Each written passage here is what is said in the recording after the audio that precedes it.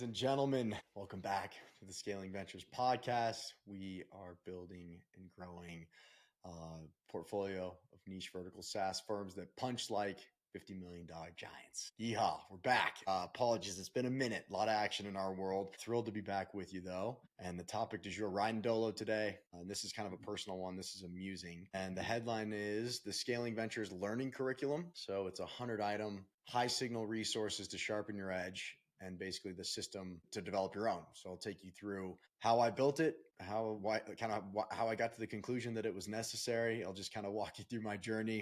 In full disclosure, I am cooked right now, so we'll see how articulate I am. Needless to say, table of contents for us. We're going to start with the system, basically. And so it's really kind of the point of departure, or we'll start with some context and kind of how I got here. But the main point of departure will be defining the skills you want to build or stack, and then how you organize those skills into strategic pillars, and then curating a high signal content backlog from there, and then how to systematize consumption. And so I'll just speak a little bit to my personal journey. So I think probably 2 years ago, I kind of had a pause and I was like, we are what we eat. So in the same kind of rationale, we are what we read. We're the average of the 5 people we hang out with. You guys know all the drill, the sayings. And it was like, all right, I have a really thoughtful kind of, and I started shifting gears towards like a really intentional backlog of long form content. I was like, okay, I need to start backlogging this stuff, because what I was trying to prevent is like reading something and being like, okay, what do I want to read next? I wanted to group that activity of like, I want to decide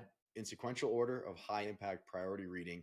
And then I just want to execute until that log's done. And then I'll fill it back up. And in parallel, I started to tune kind of the other content streams. And I've written about this historically.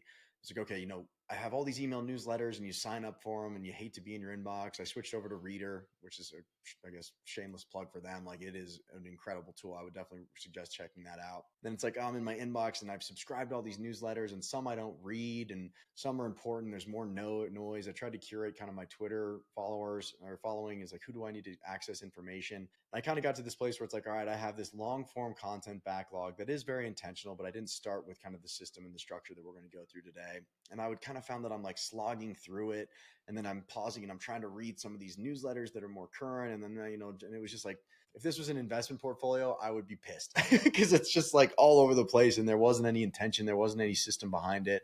And so I really kind of took pause. And man, in the LLM era, there's a machine, there's a bot that will do so much of this legwork for you that I kind of decided, okay, it's time to really, God, I can't remember the dude from the founder of Morning Brew put together what he would identify as like a modern MBA.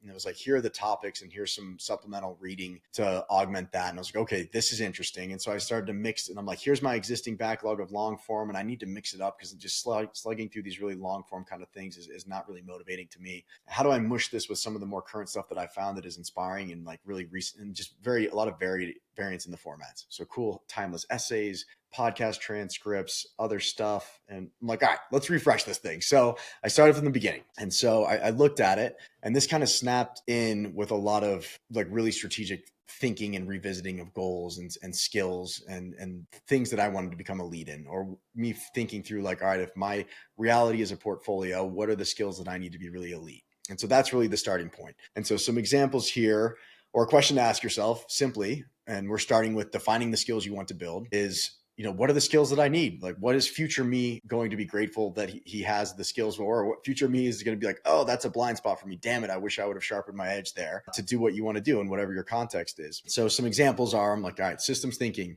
Obviously very important. Making better decisions with less data. Customer discovery, and this is kind of a blend of like feedback loops for product development, for product market fit, but it's kind of this feedback loop focused thing that unlocks customer insights that create significant value in my context. And then capital structuring, this one's a little bit vague. You could decompose this into origination, diligence, capital formation, deal structuring. So I kind of kept that one high level. And strategic leadership is a little soft, but just driving outcomes, high leverage myself, through others, through teams, through collaborative effort, and then energy management. So how do I keep my performance as high as humanly possible? Because it's very easy to burn out, and peak performance is something that we're all kind of in pursuit of. So I had a general shape, and all the while I'm in ChatGPT just going nuts, like shaping this. I'm like, here's my existing backlog. Like, what are the skills here? Here's the skills that I've kind of very intentionally laid out. Here's some cool stuff that I found from this other thing that I want to mix in here. And so from there, you try to establish kind of these strategic pillars that are meant to focus you and kind of capture all the jitter jatter that I just shared, which is a case in point. And so my strategic pillars ended up being systems for builders, high agency execution, product market fit and customer insight loops, revenue architecture, which read that book immediately, investor operator insights, CEO mindset and systems. So I landed on those. I'm like, all right, I'm feeling pretty good. From there, you just get into curating a high signal content backlog. So I'm going to shift gears. And I guess my general criteria was I want timeless over trendy, signal over noise, and depth and variety. So this was trying to, short form for velocity to kind of mix it up, and then longer form stuff to kind of lean in, but some type of variance. Because again, the thing that was kind of killing my strategic learning momentum, if you want to call it that, was like, all right, I'm going to read, what was one? All right, I'm going to read Robert Greene's Mastery. I'm like, 200 pages in. It's like, Jesus, this is hurting me. So that was depth and variety, and then tactical plus strategic. So I wanted to spend time with kind of overarching strategic stuff, but I didn't want to get lost in the strategy and lose sight of like, this needs to be actionable. This needs to be tactically something that I can put in place ASAP.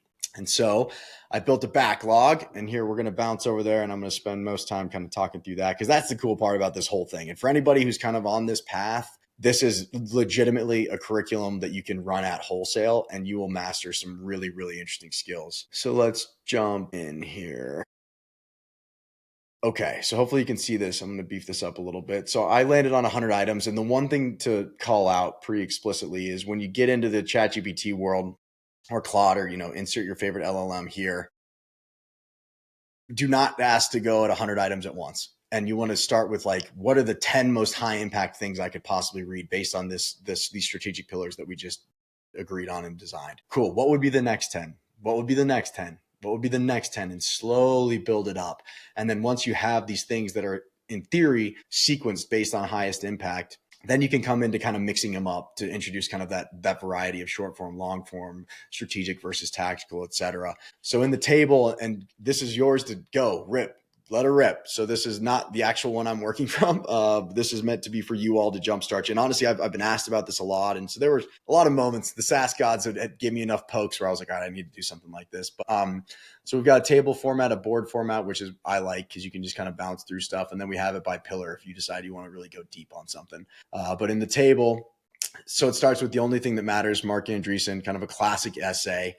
And time to consume, about 10 minutes. Formats, essay. The content pillar is product market fit and customer insight loops. The skill target, to get a little bit more pointed, is product intuition. And the note or reason to include it is that it defines product market fit with ruthless clarity. Then it moves on to acquired a podcast with Jensen Huang, the CEO of NVIDIA. He had a bunch of sessions with them. And my thing with podcasts, I'm a much better reader than I'm a listener. So when they identified this, I just ripped the transcript down and then asked to kind of organize it very coherently and summarize it. And this is kind of anchored around high agency execution. So skill targets is strategic clarity, long-term thinking, all about founder psychology, scale thinking, just a fascinating thing. Obviously, he's obviously a legend. And then, okay, back to something that's a little bit more on the product market fit and customer insight loop. Now we're reading Lenny's product market fit guide, obviously another classic, tactical and framework based on how to identify product market fit.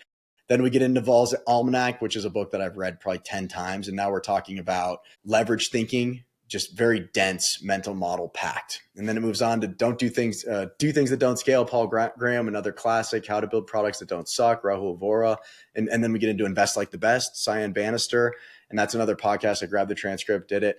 Traction, classic, highly recommended book by Gino Wickman. But what you'll notice is it just calls out chapters. It's like chapter 1 and 3. Why? Because it's just straight operating systems, simple operating rhythm for the business, quintessential framework packed. You can run with it immediately. Then into more of like high agency execution. So now we're looking at topics like 15 commitments of conscious leadership. This is about self-regulation, emotional intelligence, things like that. So I'll pause there. I was honestly really delighted when this thing came to fruition. I was like, wow, and I think that's how you can tell you've done the task, right? I could not wait to just start eating this backlog alive. So that's that. I'll bounce back to my notes here. So you got your high signal backlog. The next thing, you all know what I'm going to say, is we don't rise to the level of our goals. We fall to the level of our systems. So establish a system for consumption. And so for me, it was a little bit of weekly variety. I introduced a quarterly theme, which I didn't call out too much when I went through the backlog itself. But, the first thing was kind of product market fit and insight loops. And it also kind of removes pressure to finish, or, like I got stuck in that, like, oh, I need to read the rest of the book. And somebody once told me, like, there's so much good content. Like, as soon as you feel that feeling, just set the thing down and move on. There's just too much gold out there to waste your time trying to slog through something. And then, of course, so I guess this piece is that, like, it's intended to, like, just get to the core kind of components that attach to the strategic pillar, that attach to the skill, and then you can move on. And it's very likely that you might come back to the same book, only specific other chapters. So it's an interesting approach that's really working for me. And then I have some things to kind of reinforce the learning. So I'll just kind of distill each thing down to 1 or 3 takeaways. And then that becomes a thing that I can refer back to reinforce that learning over time, or establish, like, what are a collection of my key frameworks, my key principles, whatever the case may be. So I think the bottom line is that I've come to find, look, this is not very common. Like, you don't run into people that have this much thought process, or you run into fitness people that think about every calorie, and you see the bodies that they have. So what happens if we think that way about content and about the knowledge and the skills that we're trying to acquire? And so the headline is that we're like, the quality of our mental models, the speed of our insight loops, the structure of our judgment, that stuff compounds over time if you serve it in a manner that is compounding that knowledge over time, where you're strategically adding dots to your thing and then connecting them in context so that you're synthesizing the information in a really productive manner. And man, you should be able to build some wild knowledge in this day and age, especially with everything that's happening with LLMs. It's just really a magnificent time to be alive. And again, like, this exercise, just to underpin it, was totally empowered with, pick your favorite LLM. And it was a very fun discussion. Like, this is my context. These are my goals. This is what I'm trying to do on a 10-year timeline. This is what I have evidence that I'm really kind of elite at. This is the stuff that's a little bit of a blind spot, or that I'm insecure about.